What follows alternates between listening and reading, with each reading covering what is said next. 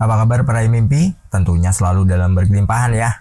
Di kali ini saya nggak nongol ya, hanya suara saya aja tapi materinya tetap berbobot dan materinya tetap bisa dijalankan oleh siapapun ya. Teman-teman bisa manfaatkan ya. Mau saya nongol ataupun enggak, yang penting itu materinya adalah materi yang memiliki ilmu yang sangat tinggi ya. Jadi teman-teman bisa dapatkan ilmu sama aja, mau saya nongol mau saya enggak, semuanya sama. Dan kali ini kita pengen membahas cara membangun keyakinan dalam diri untuk mencapai impian. Nah, law of attraction ini identik banget dengan yang namanya dream atau impian. Ketika kita tidak punya impian, sama halnya kita pengen pergi ke sebuah daerah, itu kita tidak punya tujuan. Jadi asal kita naik kendaraan ya udah, mau kemana nggak tahu, tujuannya mau ngapain juga nggak tahu. Nah, melalui channel ini saya pengen bedah banyak banget nih nanti ya. Jadi teman-teman bisa gunakan untuk belajar, dan kita mulai di poin pertama. Pahami dan terima diri sendiri. Kesadaran diri sendiri adalah langkah awal untuk membangun keyakinan diri. Pahami kekuatan dan kelemahan Anda. Terima diri Anda apa adanya dan fokus pada aspek positif. Dengan menghargai siapa Anda dapat membangun pondasi keyakinan yang lebih kokoh. Jadi kita harus percaya diri, kita harus selalu menjadi orang yang fokus pada hal yang kita inginkan. Contohnya, Anda memiliki sebuah impian, namun ada banyak orang yang mungkin menghambat Anda, terus bilang kepada Anda bahwa itu nggak mungkin, itu nggak bisa, ataupun Anda hanya berkhayal ataupun berhalusinasi. Padahal itu semua tergantung pada diri sendiri. Sukses dan tercapainya setiap impian ataupun cita-cita itu adalah hak personal, bukan hak orang lain untuk melarangnya. Nggak ada hak ya orang lain itu untuk menghambat kita. Jadi, tetap fokus pada diri sendiri. Apapun yang dikatakan orang, jangan pernah peduli. Tetap jalani apa yang menjadi tujuan hidup Anda, apa yang menjadi tujuan dalam masa depan Anda. Ketika Anda ini larut akan omongan orang, nanti justru malah apa? Malah justru Anda akan terbawa ke ranah mereka. Jadi ranah mereka ini untuk menyetir Anda, terus Anda dilarang ini itu. Padahal mereka hanya ingin biar Anda di bawah mereka. Nah, sayang banget kan?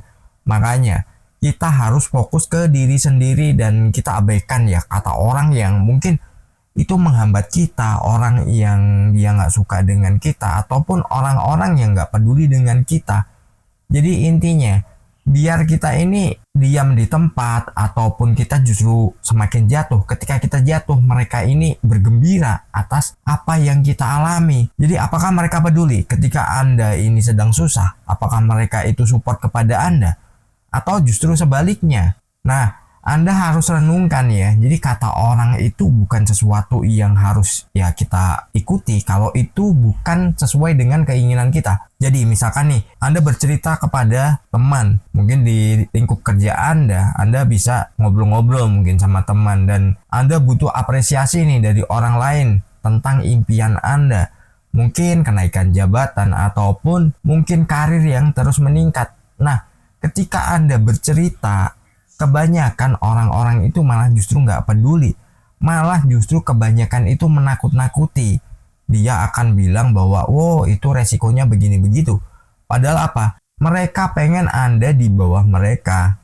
Sedangkan Anda sendiri memiliki impian yang sangat tinggi, tapi bagi orang lain itu adalah sesuatu yang mustahil. Jadi abaikan ya kata orang, mau dia bilang apapun. Kita lanjut di poin kedua. Tetapkan tujuan terukur. Tetapkan tujuan yang jelas, spesifik, dan terukur. Mencapai tujuan-tujuan kecil secara bertahap dapat meningkatkan rasa percaya diri. Pastikan untuk merayakan setiap pencapaian sekecil apapun. Dan gunakan momentum tersebut untuk terus maju.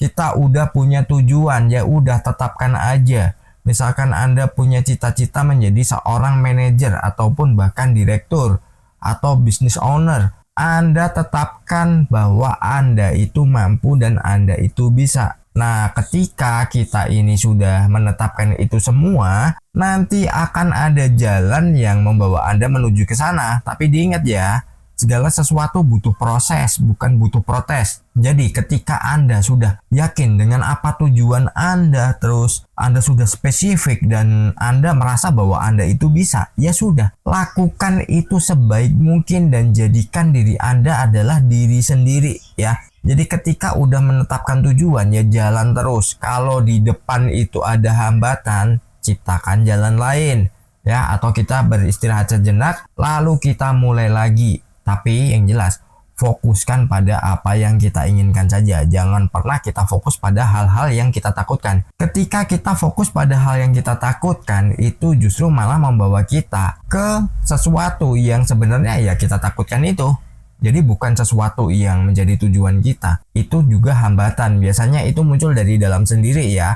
Kita muncul rasa takut, kita muncul rasa yang itu ya membuat kita ini gak yakin dengan apa yang menjadi tujuan kita. Maka kita harus menciptakan jalan baru. Misalkan ada hambatan. Terus kalau misalkan dalam diri kita itu mengalami yang namanya perdebatan nih antara iya dan tidak. Nah itu Anda bisa lakukan negosiasi. Ketika Anda sudah melakukan negosiasi, maka ya Anda akan menjadi orang yang nanti lebih bijaksana lagi karena Anda tahu bagaimana solusinya. Sedangkan dari perdebatan itu akan ada titik temu yang membuat Anda semakin yakin dengan tujuan hidup Anda. Kita lanjut di poin ketiga.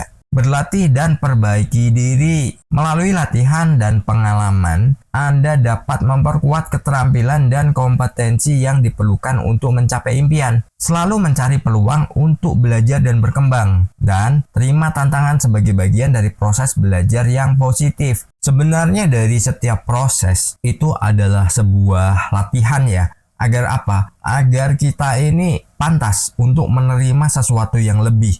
Atau paling tidak kita ini jadi orang yang tangguh. Contoh halnya misalkan ya kita ambil ilustrasinya.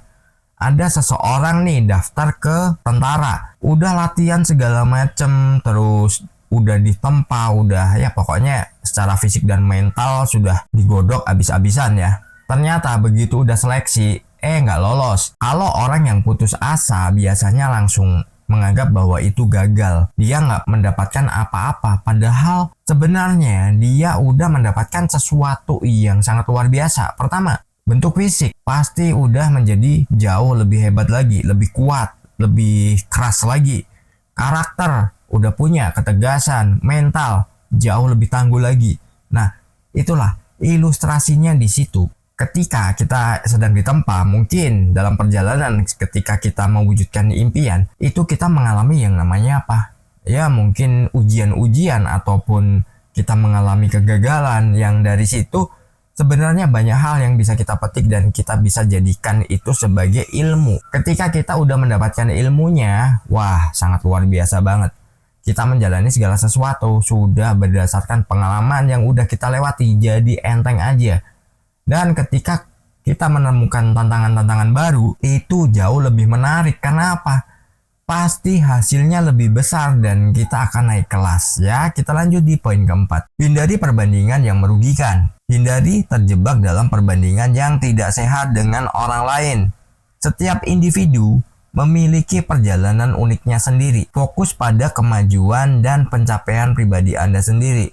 Dan gunakan inspirasi dari kesuksesan orang lain sebagai dorongan yang positif. Bicarakan dengan diri sendiri secara positif. Ya itu masuk ke self talk ya sebenarnya ya. Nah gini ya, ketika kita membandingkan diri kita dengan orang lain, itu biasanya kita justru akan menjadi seseorang yang minder kalau kita di bawahnya. Tapi kalau kita merasa di atasnya, pastilah kita akan menjadi orang yang sombong. Nah itu sesuatu yang akan merugikan kita sendiri. Makanya kita merubahnya, kita rubah menjadi ya pokoknya kita jadi orang yang ikhlas menerima. Dalam artian ikhlas menerima bukan kita menerima sesuatu yang itu sebenarnya gak kita inginkan, ya sudahlah pasrah aja, ini takdir dan lain-lain.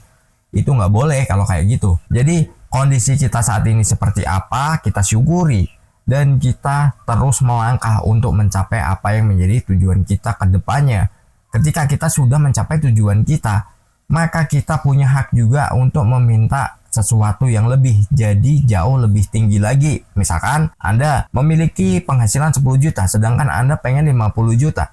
Terus Anda nanti sudah mencapai 50 juta. Dari situ, Anda juga punya hak untuk meminta 100 juta ataupun di atasnya lagi. Karena apa? Anda memang harus minta jauh lebih tinggi. Karena dengan begitu, kita sudah memposisikan Tuhan itu adalah Sang Maha Kaya. Ketika kita sudah memposisikan Tuhan yang Maha Kaya, maka apa? Ya, kita mau minta berapapun ya, itu sangat luar biasa. Misalkan Anda minta jauh lebih tinggi lagi, bukan berarti nggak bersyukur. Tapi Anda memang memposisikan Tuhan itu yang Maha Kaya. Dan kita lanjut di poin kelima. Kita lakukan dialog dengan diri sendiri. Ganti dialog internal negatif dengan afirmasi positif. Bicarakan dengan diri Anda dengan kata-kata yang membangun dan memotivasi. Ketika Anda menghadapi rintangan, ingatkan diri Anda pada kekuatan dan kemampuan Anda. Nah, ketika nih, misalkan kita sedang menghadapi tantangan, terus kitanya ya mungkin ada kalanya kita ini down, kita mungkin ya merasa bahwa aduh kok begini banget, kok ini kayaknya nggak jalan, nggak bisa. Kita nggak boleh seperti itu. Tapi kita harus menjadi orang yang itu sangat luar biasa banget ya. Kita harus bisa berdiskusi dengan diri kita sendiri dan kita memberikan dorongan. Oke, saat ini memang kita jatuh, tapi bukan saatnya kita untuk mengeluh. Kita harus bangkit dan kita tunjukkan bahwa kita jauh lebih hebat dari sebelumnya. Dan satu hal yang tidak boleh lupa adalah raih mimpimu. Salam harmonis.